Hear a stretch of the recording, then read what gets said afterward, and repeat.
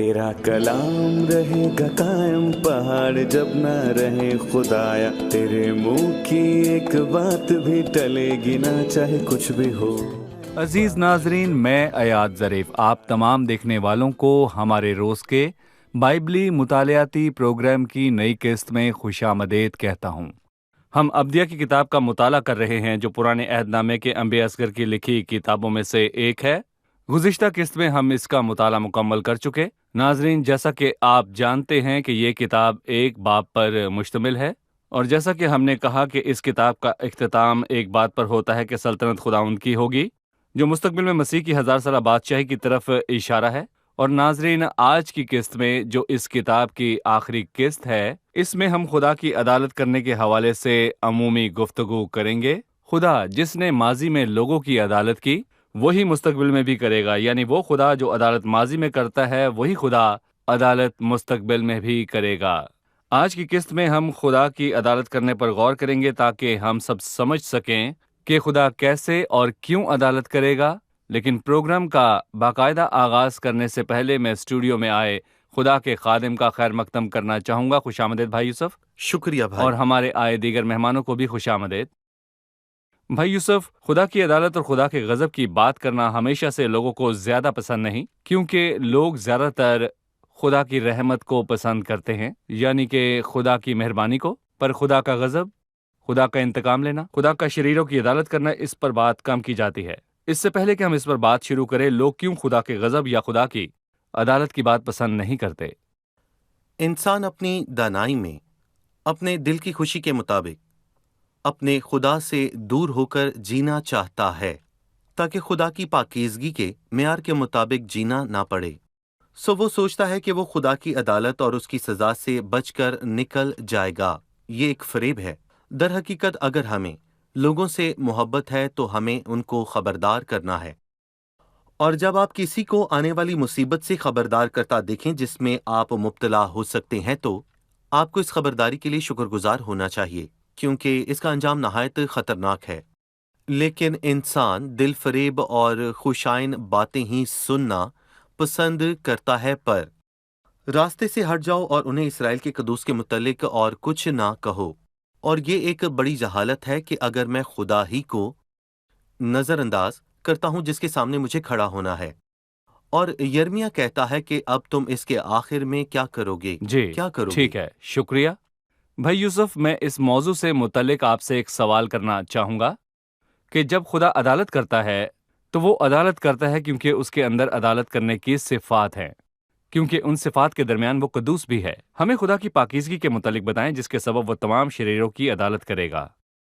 جی، یقیناً یہی ایک وجہ ہے جس کی وجہ سے خدا کو عدالت کرنی پڑتی ہے، اور یہ واحد وجہ نہیں ہے بلکہ بہت سی وجوہات میں سے یہ ایک وجہ ہے، اور یہ حبقوق کے پہلے باب کی 12ویں آیت میں درج ہے، جبکہ وہ اسے کہتا ہے، اے میرے خداوند خدا، اے میرے قدوس، کیا تو ازل سے نہیں ہے؟ اور 13ویں آیت، تیری آنکھیں ایسی پاک ہیں کہ تو بدی کو نہیں دیکھ سکتا اور کج رفتاری پر نگاہ نہیں کر سکتا۔ خدا گناہ کو نظر انداز نہیں کر سکتا کیونکہ وہ اس قدر پاک ہے کہ گناہ کا کفارہ لازمی ہے، اور کفارے کے لیے ہم اس کے شکر گزار ہیں جو دیا گیا۔ خدا کی پاکیزگی کفارے کا تقاضا کرتی ہے، لیکن ہم نے کچھ نہیں کیا۔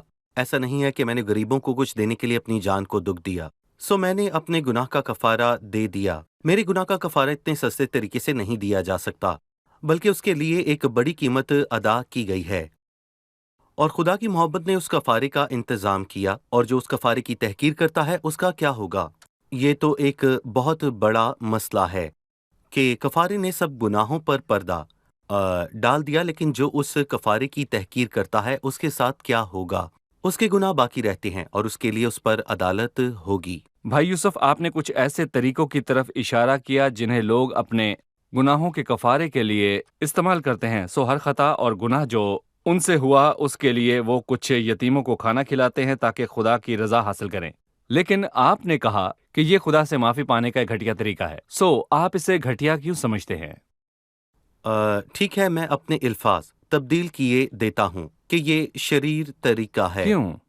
کیونکہ کیا ہو اگر وزیر داخلہ خود ٹریفک کو کنٹرول کرنے کے لیے نکل پڑے اور ایک جاہل ڈرائیور آئے جسے اس وزیر سے بات کرنے کو کہا گیا اور وہ اپنی جیب سے 500 نکال کر اسے رشوت دے. جی تو اس صورتحال میں اس نے کیا کیا؟ یہ تو اس کا جرم دگنا دگنا ہو گیا. اگر اس نے ایسا نہ کیا ہوتا تو اس کے لیے بہتر ہوتا. کیا میں خدا کو رشوت دیتا ہوں؟ میں نے کوئی ناپاکی کی اور پھر کوئی ایسا کام کر کے خدا کو رشوت دیتا ہوں. کیا انسانی انصاف اسے قبول کر سکتا ہے کہ میں نے قتل کیا، پھر میں نے یتیم خانہ تعمیر کروا دیا؟ کیا یہ نیکی کا کام نہیں؟ کام تو اچھا ہے لیکن اس کا قتل سے کیا صحیح. تعلق ہے؟ کیا عدالت اسے قبول کرے گی کہ ایک شخص کو قتل معاف کر دے جس نے یتیم خانہ بنوایا ہے؟ نہیں، کیونکہ یہ بہت بڑا تو پھر جرم گناہوں ہے. کی معافی کیسے ہوگی؟ جی ہاں، گناہ صرف ایک ہی طرح سے معاف کیے جا سکتے ہیں جس طرح بائبل مقدس میں بتایا گیا ہے. بائبل میں لکھا ہے کہ بغیر خون بہائے معافی نہیں ہوتی. کیا بیلوں اور بکروں کا خون قابل معافی ہوگا؟ نہیں، کیونکہ ممکن نہیں ہے کہ بیلوں اور بکروں کا خون گناہوں کو دور کرے. تو کیا چاہتا ہے؟ سب سے پہلے بیل یا بکرا؟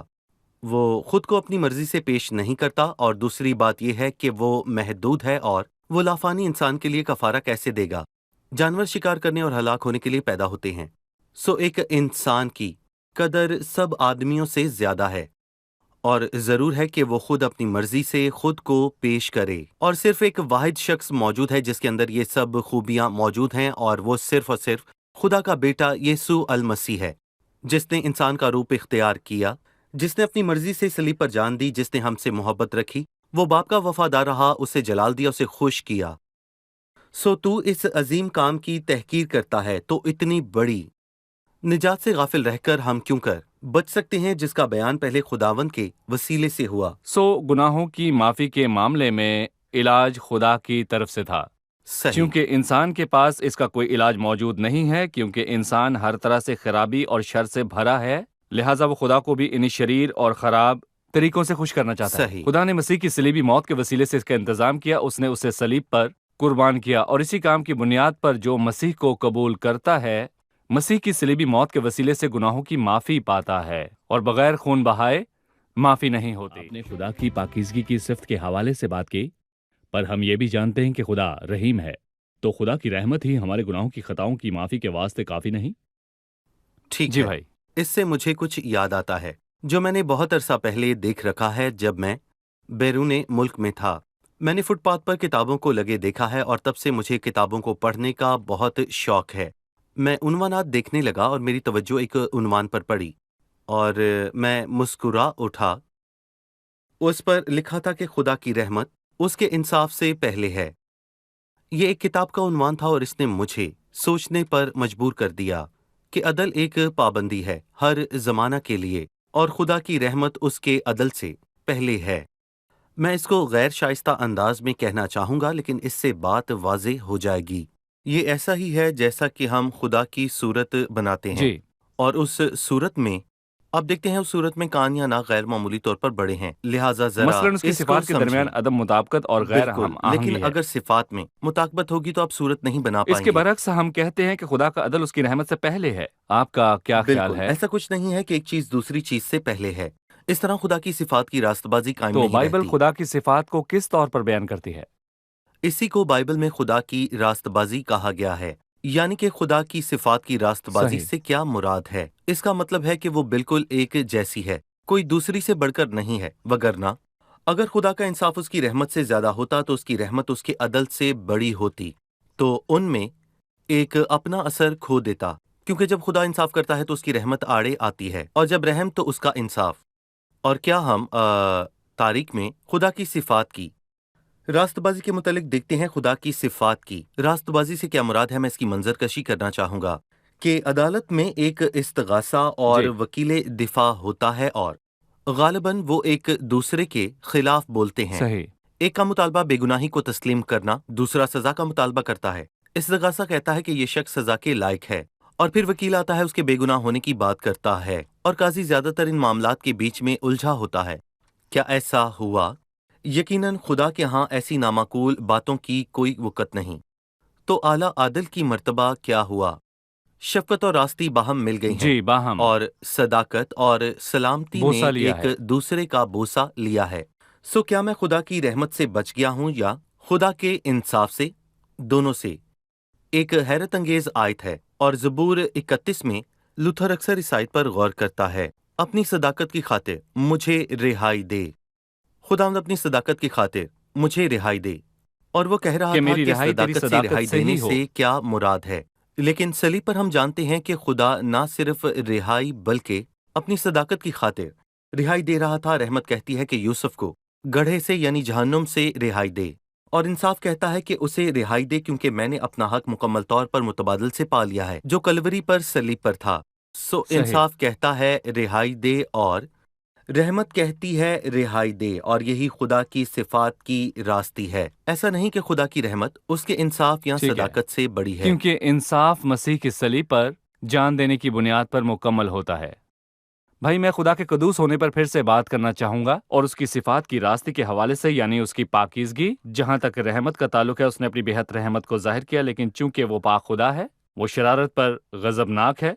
यकीनन खुदा पुराने अहदनामे में शरीरों पर गजबनाक होता है और मुख्तलिफ तरह से कौमों पर अदालत करता है। हमें खुदा की अदालत के तरीकों के मुतल्लिक याद दिलाइए जिनके वसीले से खुदा ने उन पर अदालत की। जी भाई, मैं आपको 3 बुनियादी अदालतों के मुतल्लिक याद दिला सकता हूँ जिनका जिक्र बाइबल की कुतब में मिलता है, जिनमें से 2 पैदाइश की किताब में हैं और एक दूसरी किताब खुरूज। यानी कि खरूज की किताब में है। पैदाइश 8:6 में हम पानी से अदालत के हवाले से पढ़ते हैं। जब खुदा का दिल रंजीदा हुआ कि उसने इंसान को बनाया जिसके दिल के तस्वुर और ख्याल सदा ही बुरे होते हैं, उसने कहा मैं पूरी दुनिया को गर्क करूंगा बाशमूल इंसान और हैवान। और फिर सैलाब आया, जिसके 33 से ज्यादा शवाहिद आपको तारीखी दस्तावेज में वाज़ेह तौर पर मिल जाते हैं, और बहुत सारे मज़ाहिब, गालिबन सब तहजीबों और सकाफ़तों में इसकी तस्दीक होती है कि एक गर्क करने वाली आफत सो ये आई। घड़ी हुई बात नहीं, ये झूठी दस्तावेजी बात तारीखी नहीं, वाकया है। बिल्कुल, जी हाँ। दूसरी अदालत लूत के अयाम में आग के साथ की गई, जब खुदावंद सदूम और उमरा पर उनके गुनाहों के सबब से गजबनाक था। ऐसा क्यों था? क्योंकि मर्द भी औरतों से तबई काम छोड़कर आपस की शहवत में मस्त हो गए, और अफसोस के आज भी यही कुछ हो रहा है। कानूनी है। मैं कहूंगा कि खुदा कभी भी इस गुनाह को बेसजा नहीं छोड़ता। देखिए वो यहाँ पर क्या कहता है कि उन्हें आइंदा जमाने के बेदीनों के लिए जाए इबरत बना दिया। गोया सदूम और उमूरा की अदालत उन सब के लिए इबरत है जो ये सब कुछ करना चाहते हैं। और आज भी इल्म इमरानियात या फ़लसफ़ा तिब से ताल्लुक़ रखने वाले या कई मजहबी लोग इस गुनाह का दिफा करते हैं। उन्हें ऐसा करने दें। वो उनके साथ भलाई नहीं करते जो ये करना चाहते हैं, क्योंकि रोज़े अदालत उनको हिसाब देना होगा, क्योंकि खुदा अदालत करने वाला है। उसने कहा मैंने उन्हें आइंदा ज़माने के बेदीनों के लिए जाए इबरत बना दिया। आग से अदालत उसने सदूम और उमूरा के शहरों को खाकस्या कर दिया। सही। और जब आप यर्दन का दौरा करते हैं तो और वहां का दौरा करते हैं तो आप देखते हैं कि कोयले के मुकम्मल तौर पर स्याह ज़ख़ायर मिलते हैं, क्योंकि खुदावन ने सदूम और अमूरा के शहरों को मुकम्मल तौर पर जलाकर राख कर दिया। तीसरी अदालत तारीकी की अदालत है जो मुल्क मिस्र पर आई, जबकि 3 रोज तक तारीकी छाई रही। और जो बात खरूज की किताब में लिखी है इंतहाई जोर आवर है, ऐसी तारीकी जिसमें सिर्फ टटोल सकें। जरा तसव्वुर करें, ऐसी तारीकी है कि आप छू सकते हैं, महसूस कर सकते हैं। जी। सो पानी से अदालत, आग से अदालत और तारीकी से अदालत हुई जो दुनिया में सदूम और अमूरा पर और मिस्र पर की गई। ठीक है, आपने पुराने अहदनामे से अदालत की 3 सूरतों का हवाला दिया, पानी से अदालत, आग से अदालत और तारीकी से अदालत। लेकिन वहीं कोई ऐसा नहीं है जो गजब के जुमे को भूल सके। ये इस्तिलाह गजब का जुमा अरबी खित्ते में अक्सर तमाम इनकलाबात के लिए, यहाँ तक के होने वाली तमाम बगावतों और हंगामा आराइयों के लिए भी दोहराई जाती हैं। जबकि कौमें अपने रहनुमाओं से नाराज हुई, एक मखसूस दिन को यानी जुमे के दिन हम खुदा के उस गजब को ना भूले जो हमारे मुतबादिल पड़ा है। जुमे के रोज मसीह की सलीब पर, जबकि मसीह पर अदालत हुई जो हमारा मुतबादिल है। भाई यूसुफ, हमें सलीब पर होने वाली अदालत के मुतालिक बताइए। मगरिब में कुछ लोग इसे जुमा कहते हैं, तवील जुमा, और मैं इस उन्वान से इत्तफाक करता हूँ। वैसे दिन में तो 24 घंटे होते हैं, लेकिन ये जुमा जब हम खुदा के कलाम में इसका मुताला करते हैं तो ये बहुत तवील मालूम होता है, जिसकी शुरुआत तब हुई जब मसीह ने शागिर्दों को शाम के फसा पर जमा किया, फिर खुदाम की इशा में शरीक किया, और उसके बाद वो गतसमनी चले गए। फिर यक के बाद दीगर, मैं कहूँगा कि 6 پیشن گویاں ہوئیں، پھر لوگوں نے اسے ذلیل کرنے کے بعد صلیب پر لٹکا دیا، اور آخر میں 12 بجے سے لے کر دوپہر 3 بجے تک تاریکی چھا گئی، اور یہ جمعہ طویل ہو گیا، اور اسے غمگین جمعہ بھی کہا جاتا ہے، اور یہ بہت دکھ کی بات ہے۔ اس ہیبت ناک دن میں مسیح نے دکھ اٹھایا اور پانی اور آگ اور تاریکی کی عدالت کو برداشت کیا، جس کی ہم نے کچھ دیر پہلے بات کی۔ 69 زبور میں ہم پڑھتے ہیں کہ اے خدا مجھ کو بچا لے، کیونکہ پانی میری جان تک آ پہنچا ہے۔ میں گہرے پانی میں اترا ہوں، صاف نہیں بلکہ گندے پانی میں۔ یہ ہماری ناپاکی، ہماری خطا، ہمارے گناہوں اور ہماری حماقتوں کا کیچڑ ہے۔ وہ اسی زبور میں یہاں پر یہ بھی کہتا ہے کہ اے خدا تو میری حماقت سے واقف ہے اور میرے گناہ تجھ سے پوشیدہ نہیں ہے، اور پھر آگ سے عدالت ہے اور اس کا واضح طور پر ذکر بھی ہے۔ زبور 22 میں ہے کہ میرا دل موم کی مانند ہو گیا اور میرے سینے میں پگھل گیا۔ نوحہ پہلے باب کی 12ویں آیت، اے سب آنے جانے والوں، کیا تمہارے نزدیک یہ کچھ نہیں؟ نظر کرو اور دیکھو، کیا کوئی غم میرے غم کی مانند ہے جو مجھ پر آیا، جسے خداوند نے اپنے قہر شدید کے وقت نازل کیا۔ اس نے عالم بالا سے میری ہڈیوں میں آگ بھیجی اور وہ ان پر غالب آئی۔ ہمیں تاریکی کو یاد رکھنا ہے۔ جب ہم زبور 88 کو پڑھتے ہیں، تو نے مجھے گہراؤ میں اندھیری جگہ میں پاتال کی تہ میں رکھا ہے، مجھ پر تیرا قہر بھاری ہے، تو نے مجھے اپنی سب موجوں سے دھوکہ دیا ہے۔ تاریکی کے متعلق 3 اناجیل کے مصنف یعنی متی، مرکس اور لوکا نے یہ واضح طور پر لکھا ہے کہ تمام ملک پر تاریکی چھائی رہی، اور یہ سچ ہے۔ کیا خدا عدالت کرنے والا ہے یا خداوند یسوع مسیح؟ اور 21ویں آیت ہے کہ رہائی دینے والے کوہ سیون پر چڑھیں گے تاکہ کوہستان عیساؤ کی عدالت کریں۔ سو عدالت کون کرے گا؟ در حقیقت عدالت ہمیشہ ہی ابن آدم یعنی کہ مسیح کرتا ہے، کیونکہ باپ کسی کی عدالت نہیں کرتا بلکہ عدالت کا سارا اختیار بیٹے کو دیا ہے۔ مثال کے طور پر ہم متی کے 9ویں باب میں اسرائیل کے قبیلوں کے حوالے سے پڑھتے ہیں کہ مسیح کے 12 شاگرد ان کی عدالت کریں گے، اور تم بھی 12 تختوں پر بیٹھ کر اسرائیل کے 12 قبیلوں کا انصاف کرو گے۔ بے شک لکھا ہے کہ نینوا کے لوگ عدالت کے دن اس زمانے کے لوگوں کے ساتھ کھڑے ہو کر ان کو مجرم ٹھہرائیں گے۔ عدالت کرنے والے وہ نہیں ہوں گے، بلکہ وہ استغاثے کے گواہ ہوں گے جو اس نسل کے خلاف واضح طور پر گواہی دیں گے جنہوں نے مسیح کا یقین نہ کیا۔ ہم اسی طور پر سمجھ سکتے ہیں کہ وہ نجات دینے والے کس طور پر عدالت کریں گے۔ میں کہوں گا کہ وہ قوموں کا جرم ثابت کریں گے، اور میں کہوں گا کہ بادشاہی کریں گے، کیونکہ بادشاہی خاص طور پر اسی قوم کے لیے ہے۔ بھائی یوسف، آنے والی عدالت کیا سب کے واسطے ایک ہی عدالت ہوگی؟ بہت سے لوگ قیامت کے روز کے حوالے سے کہتے ہیں کہ اس دن خدا سب قوموں کو جمع کرے گا اور انہیں عدالت کے لیے سامنے لائے گا، اور راست بازوں کو لے کر انہیں برکت دے گا اور شریروں کو جہنم میں ڈالے گا۔ کیا یہ تصور بائبل کے مطابق ہے؟ افسوس، بہت مرتبہ مسیحی آس پاس کے ماحول سے معلومات اکٹھا کرتے ہیں اور بائبل کو نظر انداز کرتے ہیں۔ کلام کیا کہتا ہے؟ کلام کیا کہتا ہے؟ 3 آیات ہیں جن میں ایک ہی بات لکھی ہے۔ اعمال 10 اور پہلے پطرس کے 4 باب میں اور دوسرے تimotheus کے 4 باب میں مسیح یسوع جو زندوں اور مردوں کی عدالت کرے گا۔ یہ 2 عدالتیں ہیں نہ کہ ایک، اور میں کہوں گا کہ مختلف لوگوں پر اس کی عدالت ہونے والی ہے۔ ترتیب کے اعتبار سے زندوں کی عدالت 1000 سالہ بادشاہی سے پہلے ہوگی، اور یہ بات متی کے 25ویں باب کی 31ویں آیت میں واضح طور پر لکھی ہے، جبکہ مردوں کی عدالت مکاشفہ کی کتاب کے 20ویں باب کی 11ویں آیت میں درج ہے۔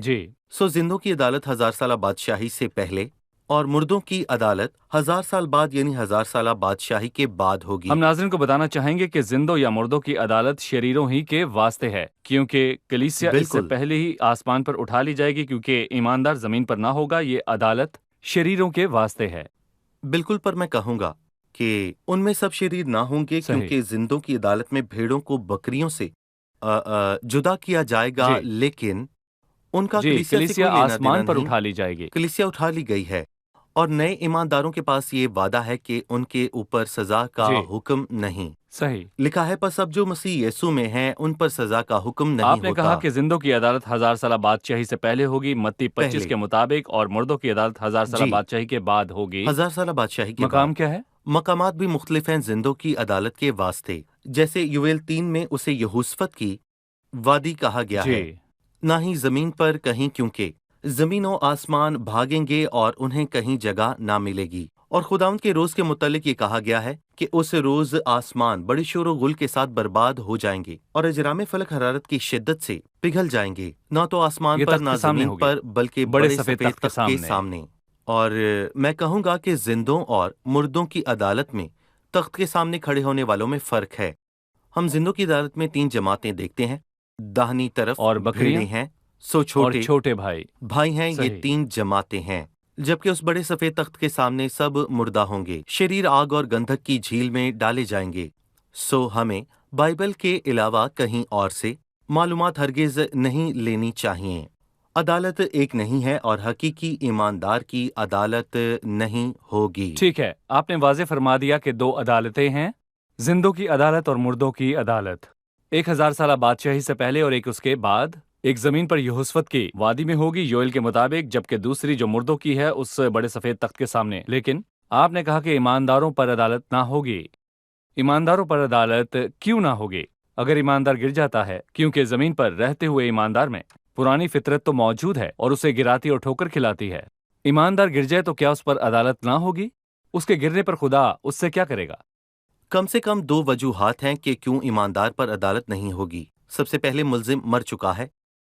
کیا ہو اگر ایک قاتل ہو اور اسے گرفتار کر لیا جائے، لیکن پیشی کے دوران اس کی عدالت میں موت ہو جائے، کیا تب بھی اس کی پیشی جاری رہے گی؟ نہیں، کیونکہ ملزم مر چکا ہے اور ایماندار بھی مرے ہوئے مجرم کی مانند ہے۔ پر ایسا کب ہوا؟ 2000 سال پہلے میں مسیح کے ساتھ مصلوب ہوا اور ہوں۔ اب میں زندہ نہ رہا۔ جی ہاں، بالکل۔ تو مجرم جس نے جرم کیا مر گیا، لیکن ایسا کب ہوا؟ ہم مسیح کے ساتھ مر گئے۔ ہم مسیح کے ساتھ مر گئے اور پہلی وجہ یہ ہے کہ مجرم مر گیا۔ سو ایک مرے ہوئے مجرم کی پیشی کیسے ہو سکتی ہے؟ اور دوسری وجہ یہ ہے کہ مجرم اور اس کے حساب۔ جرم کا حساب پہلے ہی ہو چکا ہے۔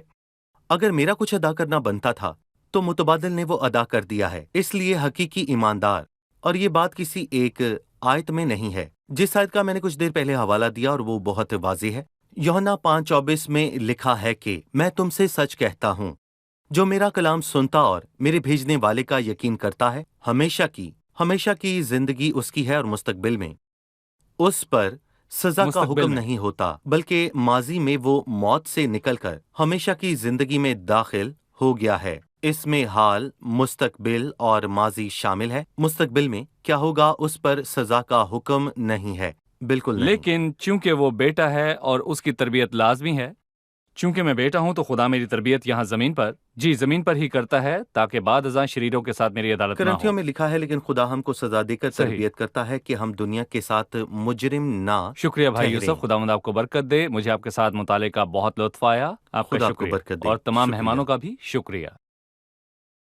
عزیز ناظرین، آج کی قسط میں ہم نے دیکھا کہ خدا پاک ہے اور وہ عدالت کرنے والا ہے۔ وہ خدا جس نے ماضی میں گناہ گار قوموں کی عدالت کی، ان عدالتوں کی صورتیں یوں تھی: پانی سے عدالت، آگ سے عدالت اور تاریکی سے عدالت۔ لیکن ہم نے مسیح کی صلیب پر بھی غور کیا۔ جب اس نے عدالت کی، اس کے اندر یہ تینوں عکس، تینوں صورتیں ظاہر ہوئیں۔